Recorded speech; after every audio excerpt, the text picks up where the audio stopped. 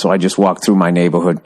I put on the headphones. I got this fucking AC/DC playlist that I've been playing along to. Playing drums too, by the way. By the way, the most underrated fucking AC/DC album, I think, is For Those About to Rock. It came out a year after Back in Black.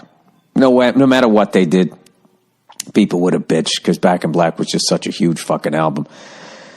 And Phil Rudd kind of goes back to a busier drum style that he had on some of the earlier, like if you listen to the original recording of Problem Child, his bass drum is way busier, and then you listen to him on If You Want Blood, You Got It, playing Problem Child live, and he's doing the Meat Potatoes bass drum on 1 and 3.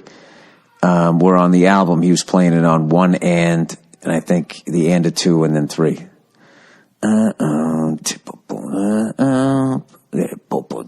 Something like that. I don't know what I mean. You guys don't fucking play drums. You don't give a shit. But anyway, so here's my playlist, and the playlist is called Bill Rudd because I love a pun. Is that a pun? I don't even know. All right, COD. All right, one of the great fucking drum tracks he's had.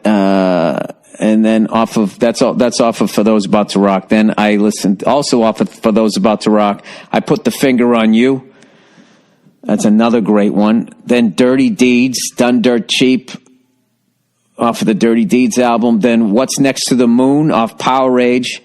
Then Get It Hot off Highway to Hell. Girls Got Rhythm off Highway to Hell. And If You Want Blood, You Got It, Highway to Hell. So that's my fucking, after I do a little warm up or whatever, I do that. Then I got my bass drum workout songs. Gee, Bill, what are those? Mass Appeal, Gangstar, Wanna Be Starting Something, Michael Jackson, which has this killer fucking opening with the snare. Starts on the and of 3, I believe. This is how much time I have. And 4, and then you hit 1 on the hi-hat, and you're playing 16th notes up to the 2, 1 E and a 2, but the bass drum comes in on E and of 1. It's so fucking weird. Trying to play that on time, and that's just a killer bass drum workout. Then I play Michael Jackson Jam, which if you really listen, there's like 2 different bass drums going on there. There's the one that's way up front in the mix, and then the one that's kind of, it's almost like Ghost Note, but on the bass drum. The Wanton Song, Led Zeppelin, In My Time of Dying, Led Zeppelin, and then my Holy Grail, Good Times, Bad Times, which I can still only get 2 in a row, but I've just really been working on that song this entire time. I'm up to, I played it at 75 or 77 BPMs, but I can kind of do that 16th note triplet lick that he does. I can do it up to like 80, sometimes 85 BPMs, but I just don't have control of it. What's fucking hilarious is I hope this drum talk doesn't bore all of you guys, but what I'm finding is, just like in stand up or in anything else, trying to hit a baseball and everything, the more relaxed you are, the more power you have, the easier it is to play, and the more control you have, which is crazy because it's built up for 32 years. I just realized today I've been trying this song was something I've been chasing since I first started playing drums 32 years ago. John Bonham only lived 32 years. He got his first real drum kit at 15 and then was in the studio and recorded Good Times, Bad Times when he was 19.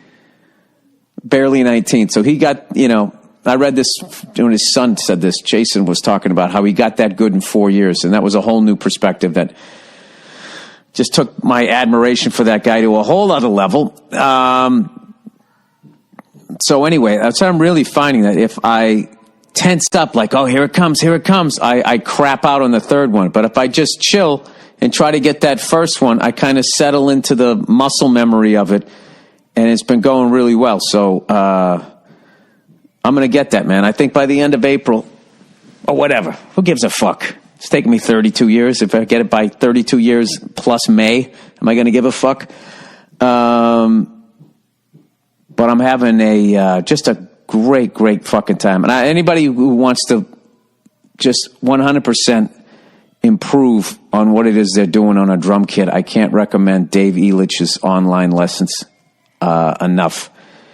Just everything from so much shit, sitting up straight, breathing, not holding tension in your face, all of this shit that if you're a self-taught person, you know, when I was growing up, there was all this big shit about not taking lessons, man. They're going to kill your vibe, man. You're going to be in your head. You're going to play like a scientist, man. And what I can tell you is it's all how you apply it. All right? And the way Dave teaches is he's like, hey, just give me 5 minutes a day with this thing. 5 minutes a day, and then just go back to playing how you always fucking play. You just do it 5 minutes every day. Think about it a little bit when you're playing, and it'll gradually work its way in naturally into your playing. And that's the way I think. That's like the best way to do it. So then, you know, you're hyper-focused for these 5 minutes, but then when you go to play, you don't have to feel like, oh, God, I took 15 fucking steps back. You can still sit down and wail and do all the shit wrong, at least if you're me. But, yeah, it was really an interesting thing. And it's kind of the same way with like in stand-up that I found that the more I gave a shit about a gig, I mean, that's really all pressure is you all of a sudden caring too much, I think. Like, this is it. Okay, I'm doing this. Let's, you know, blah, blah, blah, blah, blah. The thing is you have to trick yourself into not giving a fuck the more you care in a good way. It's a very weird thing. And some people can do that naturally or more naturally than others, but it's definitely a skill that can be learned, how to trick yourself into acting like you're just fucking doing a late night spot at a comedy club when you're actually going on to do stand-up on television, or you're shooting a special. Just things that you can do, you know. You almost have to be like, if you're taping a special, you got to be like, you know what, fuck this special. Oh, a fucking stand-up special. Is it special? Everybody has a special. It's not special. Who gives a fuck? Fuck these cameras. Fuck everything. I'm going out here, I'm having a good time, and I'm fucking around, because I kind of realized after a while of doing this that I fuck up jokes every night, but I don't really notice or give a shit. And sometimes my fuck up turns into like an appendix to the bit or something extra. I don't know what. And the only time I notice if I'm fucking up bits early on was if I was doing like a special, or I was taping a TV set or something like that. Oh, fuck, I missed that tag. And all of America gives a shit. They don't. So I kind of learned how to do that. So I'm finally like applying this to playing drums. And my warm-up song, who gives a fuck about it? I mean, what else am I getting? There's nothing going on in the fucking news other than people just staring, watching the news, waiting for something good to happen. And God knows they're not going to fucking tell you anything good. So my warm-up song, after I do a little fucking around on the kit, I played it at The Weeknd, Starboy. That's a fun one. It's also a fun one just to try different fills and shit like that and make up shit. You guys listen to his new album yet? Huh? This is my latest shit that I've downloaded.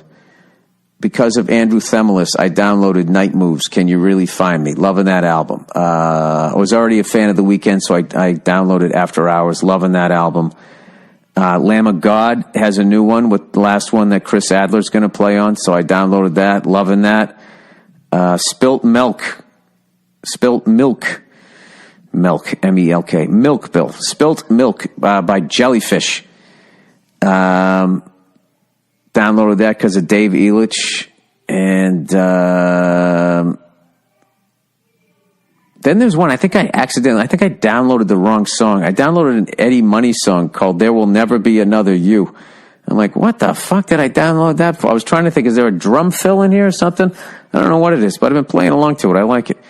And then Phil Rudd had a solo album that I didn't even know about called Head Job.